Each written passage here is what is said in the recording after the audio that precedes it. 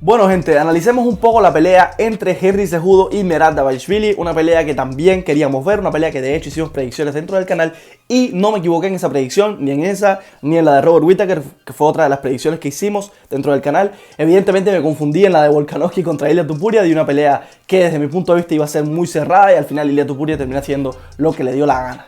Evidentemente, mis respetos para Ilia Topuria y vamos a ver cómo sigue como campeón en futuras ocasiones, ¿no? Y vamos a estar hablando sobre él muchísimo dentro del canal. Ahora bien, vamos a ver qué ocurrió dentro de esta pelea entre Henry Cejudo y Merab Dvalishvili.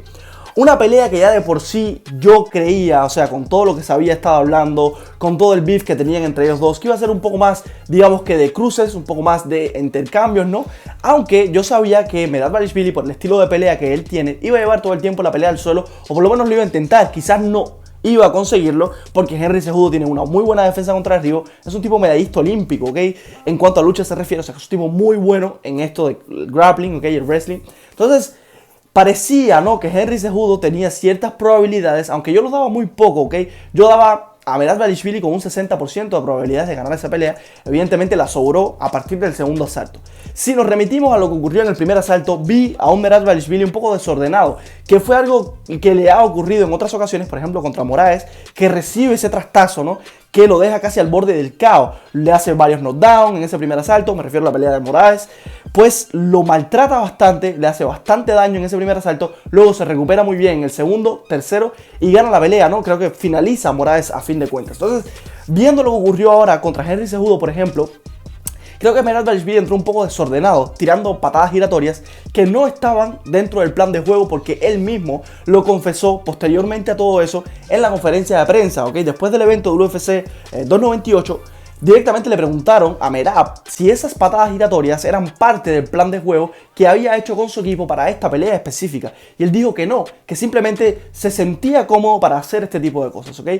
Ahora bien, esto me sorprendió un poco porque incluso vimos un Henry Cejudo bastante bien en ese primer asalto, bastante fuerte, ¿ok? Como les digo, Merab un poco desordenado, que incluso se comió unos golpes que lo hicieron tambalearse, ¿ok? Henry Cejudo consigue algunos takedowns. Por ahí también Merab Dvalishvili evidentemente consigue sus respectivos takedowns.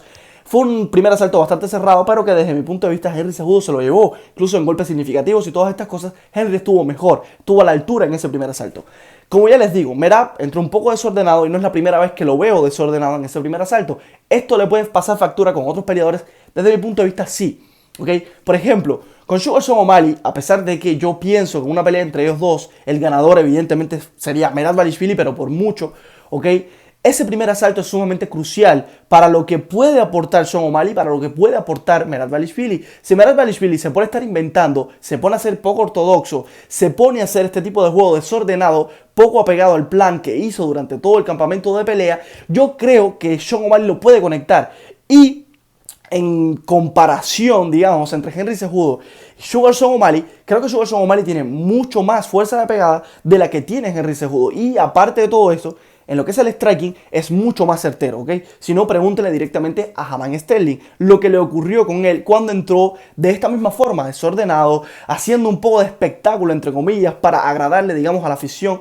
Por una parte, porque evidentemente las peleas de Sterling estaban siendo bastante aburridas para la afición en general, sobre todo para ese público que no es seguidor, no es seguidor, digamos que de todo el tiempo de las MMA. Entonces, para el seguidor que es casual, pues estas eran peleas bastante aburridas. Entonces, Merab, desde mi punto de vista, no es un tipo que tenga peleas aburridas, es un tipo bastante interesante en sus peleas porque hace muchos derribos, porque no solamente es tiempo de control, sino que hace muchísimo ground and pound. Si bien no te intenta someter, no es un tipo que te busque estrangulaciones, ¿ok? Como por ejemplo lo puede hacer Sterling, entre comillas, Sterling es un tipo que te puede estrangular mucho mejor, tiene un jiu-jitsu desde mi punto de vista un poco mejor del que tiene Merab Dvalishvili. Merab Dvalishvili es un poco más controlador, pero al mismo tiempo es un tipo que intenta mucho más ground and pound, es un tipo que te va machucando todo el tiempo en el suelo. Entonces en ese primer asalto, como ya les digo, se vio bastante desordenado y esto le puede pasar factura contra otros peleadores, ¿ok? Henry Cejudo, a partir del segundo asalto, fue con un de más a menos totalmente y Merab Dvalishvili, por todo lo contrario, fue de menos a más. Segundo asalto, Merab-Dvalishvili le pasa por arriba a Henry Cejudo, le hace lo que le da la gana, le hace todos los takedowns que quiso, lo golpea muchísimo, le hace muchísimo ground and pound, lo controla en el suelo. Parecía directamente Henry Cejudo un trapo. O sea, Merab-Dvalishvili estaba haciendo lo que le daba la gana. Incluso hace un intento de guillotina que no cierra bien, ¿ok? Tenía espacio todavía Henry Cejudo para respirar, pero que se toma la libertad, Merab-Dvalishvili, de estarse riendo, de estar conversando con Mark Zuckerberg, que estaba justamente delante de él en las gradas, ¿no? O sea, es un tipo que estaba tan sobrado en ese segundo asalto que se toma el atrevimiento de estar hablando con gente que está fuera de la jaula y no intentó ni siquiera por un momento cerrar bien esa guillotina e intentar una sumisión en ese momento. Ni siquiera lo intentó, simplemente se rió, tenía el control evidentemente en ese momento. Henry Cejudo, desde mi punto de vista, estaba sufriendo bastante, ¿no? Desde esa posición. Sin embargo, tenía una apertura que podía respirar y que salió, digamos que ileso, entre comillas, ileso, ¿no? Porque no lo sometió, pero salió bastante lastimado en ese segundo asalto. O sea, ya tercer asalto directamente, pues, fue como la tapa a la botella de agua, ¿no? Fue como el cierre total, fue como ese candado total, porque Merab-Dvalishvili vuelve a pasarle por arriba, al punto de que lo carga, lo lleva hasta el otro lado del octágono, lo avienta en el suelo, le hace otro ground and pound, hace lo que le daba la gana. Me recordó un poco a Khamzat Chimaev, ¿no?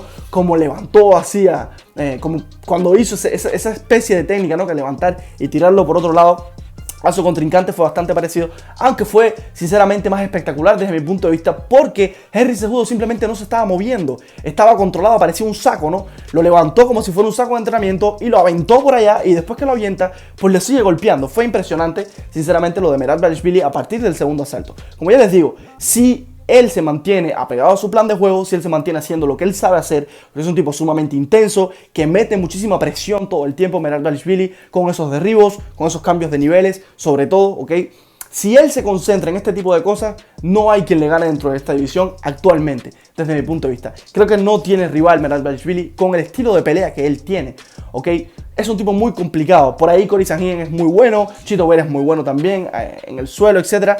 Pero pues no a la altura que tiene Merab-Dvalishvili, por lo menos lo que nos ha demostrado. Es un tipo sumamente complicado. Evidentemente el campeón actual de la división de las 135 libras no le llega ni a los talones en cuanto al suelo se refiere. Es un tipo que tiene muy buen striking, que es Sugar Sean O'Malley, tiene muy buenos ángulos de golpeo, mucha movilidad, muchas fintas, etc. Pero le falta, ¿ok? Ese ingrediente, le falta sobre todo ese ingrediente de la pelea de suelo, de defensa contra derribo, que no la tiene, ¿ok? Y lo vamos a ver evidenciado en caso de que se logre enfrentar o de que logre ganarle, por ejemplo, a Chito Vera, me refiero a O'Malley, y la próxima pelea sea contra Merab-Dvalishvili, que desde mi punto de vista sería lo correcto, sería la pelea a hacer. Después de la de Chito Vera contra Sugar Sean O'Malley, la próxima sería la de Merab desde mi punto de vista. Aunque evidentemente la UFC, Dana White, estuvo hablando en la conferencia de prensa que él todavía no estaba del todo contento con las actitudes que había tomado Merab-Dvalishvili en cuanto a no aceptar la pelea, por ejemplo, contra su amigo, Aljamain Sterling, cuando él tuvo realmente la oportunidad, cuando estaba acabando totalmente con la división. Pero es que sigue acabando con la división. Merab-Dvalishvili no tiene rival dentro de la división. Lo acaba de mostrar un tipo que es sumamente bueno en el suelo. Hizo lo que le dio la gana. Ya les digo, lo que me llama poderosamente la atención es ese primer asalto, que a veces Merab-Dvalishvili, sintiéndose, digamos que superior, entre muchas comillas, sintiéndose sumamente superior, pues hace este tipo de cosas entre un poco desordenado, y al final esto le puede pasar factura con otro peleador que pegue un poco más fuerte, que sea un poco más certero de lo que es Henry Cejudo, por ejemplo. Puede ocurrir. Ahora bien, dejando todo esto de lado, vamos a hablar un poquito, ¿no?, para cerrar el video, de Henry Cejudo y su retiro. Él dijo que se iba a retirar. En el momento que estoy hablando de este video, Henry Cejudo no ha hablado de retiro todavía. Por lo menos no ha hecho ningún video dentro de su canal de YouTube anunciando nada de estas cosas, ¿ok? Dana White incluso lo habló, le preguntaron que vieron a Henry Cejudo un poco como quitándose los guantes en la jaula, pero que no tuvo el tiempo para hablar, no puso los guantes evidentemente en el centro del octágono ni nada por el estilo, simplemente salió sin los guantes, ¿ok? Esto puede indicar un retiro, sí, pero al mismo tiempo no necesariamente. Puede simplemente quitarse los guantes porque se sintió incómodo, por cualquier cosa puede quitarse los guantes, ¿no? Esto no significa sinceramente que es un retiro. Entonces Henry Cejudo no tuvo ni el tiempo de hablar. Evidentemente Dana White dijo como que esta no es la noche de Henry, esta es la noche de Merab-Dvalishvili, fue el que ganó la pelea, fue el que pasó por arriba, porque sinceramente ganó la pelea con muchísima facilidad, quitando ese primer asalto que estuvo un poco incómodo desde mi punto de vista para Merab. Lo que pasó en el segundo y en el tercero fue una pasada por arriba. Entonces, si se va a retirar o no Henry Cejudo, no lo sé, ¿ok? Creo que, como dijo Daniel Cormier, si tú estás haciendo exactamente lo que hiciste cuando estabas en tu prime, cuando ganaste todos los títulos que ganaste y no te está funcionando, creo que es hora de mirar a otro lado, creo que es hora de hacer otra cosa. ¿ok? Henry Cejudo como entrenador sería una cosa espectacular. Henry Cejudo es un tipo sumamente inteligente, ¿ok? Tiene un IQ fight bastante alto. Sin embargo, el IQ fight no siempre te da la ventaja dentro de la jaula, porque también hay cosas físicas, ¿ok? Hay simplemente cosas que ya tú no puedes controlar. Se estuvo hablando incluso de una supuesta lesión que tiene Henry Cejudo. La edad es un factor también fundamental. Todo el tiempo de inactividad creo que es otro factor fundamental, porque no estás evolucionando al mismo nivel que están evolucionando los peleadores que se mantienen todo el tiempo activos, sobre todo como Merab Dvalishvili, evidentemente, que es un tipo que todo el tiempo está entrenando, todo el tiempo está en un campamento de pelea, ya sea para él, ya sea para ayudarle a compañeros de entrenamiento, y les estoy hablando evidentemente de Aljamain Sterling.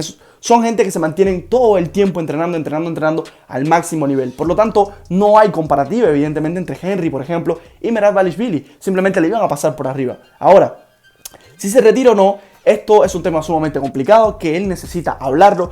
Desde mi punto de vista, ¿se debería retirar? Yo creo que sí. Creo que comparto lo que dice DC. Si ya tú estás haciendo exactamente las mismas cosas, estás entrenando exactamente como entrenaste, ¿ok? Como un loco al máximo nivel, etcétera.